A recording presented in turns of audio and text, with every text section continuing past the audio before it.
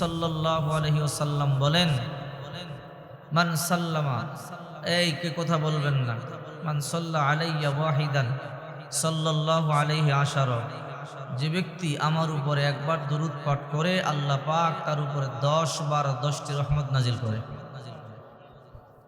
জিবরাইল আলাইহিস সালাম বলে, ইয়া রাসূলুল্লাহ, আপনি টেনশন করবেন না, আপনি চিন্তিত হবেন না।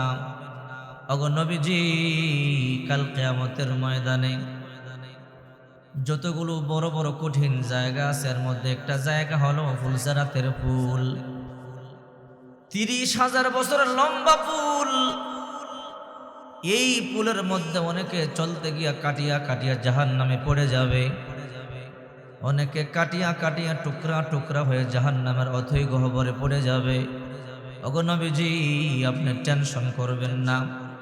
আপনার উম্মতের মধ্যে যারা বেশি বেশি দুরূদ পাঠ করবে, যদি তাদের আমল কম হয়, তারা ফুলসেরাতের ফুল পার হওয়ার জন্য সাহস করবে না। এত কম আমল নিয়ে ফুলসেরাতের ফুল পাড়ি দিতে পারবো না। ফুলসেরাতের পুলের পরে দাঁড়ায়া দাঁড়ায়া চিন্তা করবে কেমনে পার হব। নবী, আমি ওয়াদা দিলাম, এদের মধ্যে যারা বেশি বেশি দুরূদের আমল করেছে, দুনিয়ার মধ্যে যদি আমল কম করে কিন্তু বেশি বেশি দুরূদ পাঠ করে, আমি জিবরাইল নিজ জিম্মায় তাদেরকে হাতে ধরে ধরে ফুলসেরাতের ফুল পার করে দিয়া জান্নাতের দরজা পর্যন্ত পৌঁছে দিব। এই সংবাদটা শুনবার পর আল্লাহর পয়গম্বর হেসে দিলেন। হযরত মিকাইল আলাইহিস সালাম বলে, ইয়া রাসূলুল্লাহ, এত আনন্দিত হবেন না, এত আনন্দিত হওয়ার কারণ নাই, আর একটা কথা শোনেন। বলে, কি কথা? জিবরাইল জাহান্নামের ফুল ফুলসেরাতের ফুল পার করে দিবে, এই জন্য আপনি এত খুশি হয়েছেন। ওগো নবীজি, আমি ওয়াদা দিলাম, আপনার উম্মতের মধ্যে যারা বেশি বেশি দুরূদ পাঠ করবে, বেশি বেশি দুরূদের আমল করবে, আমি ইসরাফিল আমার নিজের হাত দিয়া আমি হাউজে কাউসারের পানি তাদেরকে পান করাইয়া দিব। আমি এদেরকে হাউজে কাউসার পানি পান করাইয়া দিব। সুবহানাল্লাহ, জোরে বলেন। এই জন্য বেশি বেশি দুরূদের আমল করবেন।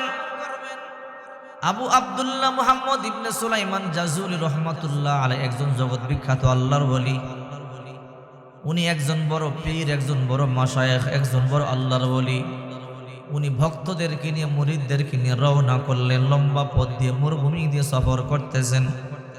চলতে চলতে মরুভূমির মধ্যখানে ক্লান্ত হয়ে গেল, পরিশ্রান্ত হয়ে গেল, বিশ্রামে বসে গেলেন। হঠাৎ করে আজানের সময় হয়ে গেল, আজান দিয়ে দিল। আজান হয়ে গেল, নামাজ পড়বে, ওযু করবার জন্য পানি নাই, পানি পান করবার জন্য পানি নাই, গোসল করবার জন্য পানি নাই।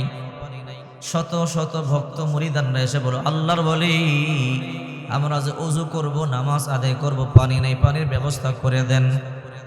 আবু আব্দুল্লাহ মুহাম্মদ ইবনে সুলাইমান জাজুলি রহমাতুল্লাহি আলাইহি বলল, তোমরা টেনশন করবা না, চিন্তা করবা না, অপেক্ষা করো, দেখি আল্লাহর তরফ থেকে কি ব্যবস্থা হয়। আল্লাহর ওলি পুরো মরুভূমির মধ্যে ঘোরাঘুরি শুরু করে দিলেন, কোথায় পানি পাওয়া যায়। ঘুরতেছে, পানির ব্যবস্থা নাই। হঠাৎ করে তাকাইয়া দেখে একটা কূপ দেখা যায়। আল্লাহু আকবার বলেন। কূপটা যখন দেখলেন মনে মনে তখন ভরসা পাইল, মনে হয় কূপের মধ্যে নিশ্চয়ই পানি আছে, পানি আমরা পেয়ে যাব। উনি হাঁটতে হাঁটতে কূপের পাশে চলে গেলেন। কূপের পাশে গিয়ে দেখে কূপের মধ্যে পানি তো আছে বটে, কিন্তু পানি একদম নিচে। পানি উঠাইবার মতো কোনো ভাণ্ড নাই, কোনো পাত্র নাই, কেমনে পানি উঠাবে? আল্লাহর বলি কূপের চতুর্পাশে ঘুরতেছে, টেনশন করতেছে, এই কূপ থেকে পানি কেমনে উঠাবো? কূপ তো পাইলাম, পানিও পাইলাম, কিন্তু উঠাইবার মতো কোনো ভাণ্ড নাই। অনেক লম্বা সময় ধরে আল্লাহর বলি ঘুরতেছেন, কিন্তু পানি উঠাইবার মতো কোনো ভাণ্ড নাই।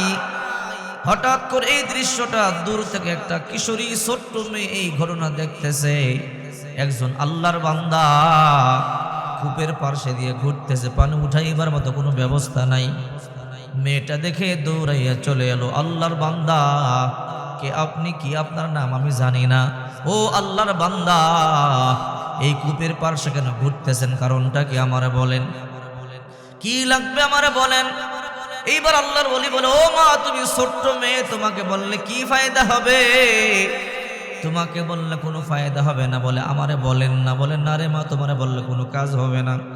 ওগো আল্লাহর বান্দা বলেন না কি সমস্যায় পড়েছেন? অনেক লম্বা সময় ধরে তাকাইয়া দেখলাম কূপের পাশে দিয়ে ঘুরতেছেন, কারণটা কি আমারে বলেন? আমি এই এলাকার মানুষ, এই এলাকার মধ্যে বসবাস করি, আমারে বলেন না দেখি আপনার সমস্যার সমাধান করতে পারি নাকি। আল্লাহু আকবার বলেন। আল্লাহর ওলি বলে তাহলে শোনো, আমরা বহু দূর থেকে এসেছি সফরে, ক্লান্ত পরিশ্রম ধয়ে আমরা বসে পড়লাম। আজান হয়ে গেল, ওযু করবার জন্য পানি নাই, কুয়া পাইলাম, কিন্তু কূপের পানির নিচে উঠাইবার মতো কোনো ভাণ্ড নাই, বালতি নাই, রশি নাই, কেমনে উঠাবো? ও মা, এই জন্য টেনশন করতেছি, পানি কেমনে উঠাবো, কেমনে ওযু করব, কেমনে নামাজ আদায় করব। মেয়ে বলে আল্লাহর ওলি আপনি টেনশন করবেন না, আপনি চিন্তিত হবেন না, আপনি একটু দাঁড়ান, আমি দেখবেন আপনাকে কিছুক্ষণের মধ্যেই ব্যবস্থা করে দেব। আল্লাহর ওলি আশ্চর্য হয়ে বলে এখানে গাঁও গ্রাম নাই, মানুষ নাই, জনবসতি নাই, এই মেয়েটা কিভাবে ব্যবস্থা করবে? কোত্থেকে বালতি আনবে, রশি আনবে? আল্লাহর ওলি বলে ঠিক আছে মা, ব্যবস্থা করো, যেহেতু তোমার এলাকা। এইবার মেয়েটা বলে আল্লাহর ওলি আপনি একটু পাশে গিয়ে দাঁড়ান। আবু আব্দুল্লাহ মুহাম্মদ ইবনে সুলাইমান জাযুলি রহমাতুল্লাহ আলাইহি একটু দূরে গিয়ে দাঁড়াইলো। এইবার ছোট্ট মেয়েটা কূপের পাশে গিয়া কি যেন পড়তেছে আর ঘুরতেছে, কি যেন পড়ে পড়ে একটা ঘুরান দিয়া একটু থুতু নিক্ষেপ করলো, আবার দ্বিতীয়বার ঘুরান দিয়ে পড়িয়ে দ্বিতীয়বার থুতু নিক্ষেপ করলো, তৃতীয়বার আবার একটা ঘুরান দিল, কি যেন বললো, থুতু নিক্ষেপ করলো। তিনবার থুতু নিক্ষেপ করবার পরে মুহূর্তের মধ্যে কূপের নিচের পানি লাফ দিয়া উপরে উঠে গেল। কদের কুদ রত্তদারি বরকামাল, আন্তা রব্বি আন্তা হাসবি জুল জালাল, তুহি কাদের জলিলুল্লাহ জাহাদার, হর হালে তুহি মেরা নিগাহদার। আল্লাহর ওলি বলে ও মা, কি এমন আমল তোমার আছে রে মা? কি পড়েছো? কি পরে কূপের পানির মধ্যে থুতু নিক্ষেপ করেছো, পানির উপরে উঠে গেল? আমি এত বড় আল্লাহর ওলি, মানুষ আমার জানে, কিন্তু এই আমল আমার নাই। আমি নিজেও জানি না কি পুরিয়ে পানির মধ্যে ফু দিলে পানি উপরে উঠে। রে মা আমারে বলো কি এমন আমল করেছো? মেয়েটা বলে আল্লাহর ওলি আমি তেমন কোনো বড় আমল করি নাই, তেমন কোনো বড় আমল আমার জানা নাই। ও আল্লাহর ওলি, আমার মা শিক্ষা দিয়েছে দুরুদের আমল বেশি বেশি করবা, বিপদে পড়লে দুরূদ শরীফ পাঠ করবা, টেনশনে পড়লে দুরূদ শরীফ পাঠ করবা, মুসিবতে পড়লে দুরূদ শরীফ পাঠ করবা। দুরুদ পাঠ করলে আল্লাহ তাআলা শান্তি রহমত নাজিল করে। আল্লাহর ওলি আমি তিনবার দুরুদ পড়িয়া থুতু নিক্ষেপ করেছি, আল্লাহর কসম করে বলি দুরুদের বদৌলতে আল্লাহ তাআলা নিচে থেকে পানিগুলোকে উপরে উঠাইয়া দিছে।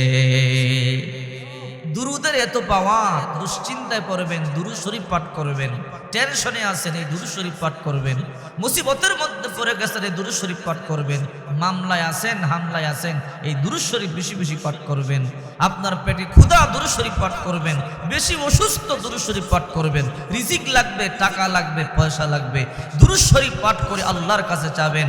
যতক্ষণ পর্যন্ত দোয়ার মধ্যে দুরুদ শরীফ না পাঠ করবেন ওই দোয়া আরশ আজিমে যায় না, আকাশে দুলতে থাকে।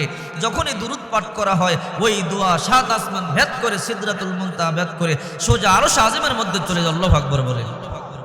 এই জন্য দুরুদ পড়ে আল্লাহর কাছে যা চাবেন আল্লাহ পাক রব্বুল আলামিন আপনাকে তাই